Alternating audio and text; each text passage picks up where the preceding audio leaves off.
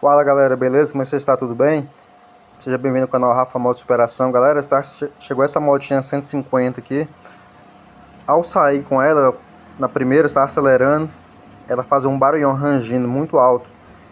É o seguinte, o defeito aqui é o rolamento do eixo primário. Esse rolamento aqui, ele vai esse eixo dentro, que é o eixo primário. Ele passa aqui dentro e do lado de cá a gente bota a embreagem nele, certo? Aí conforme vai fazendo força para sair, ela pega e tomba pro lado, fazendo esse barulho todo. Então, substituição, rolamentinho original Nash, o ideal para não dar problema, né, dor de cabeça, para ser rápido.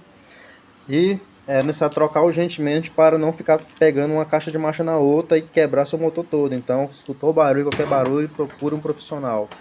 Curte, compartilha, não deixe de seguir aí, se inscrever no canal para mais vídeos, hein? Agradecemos aí a todos. Valeu, tchau, obrigado.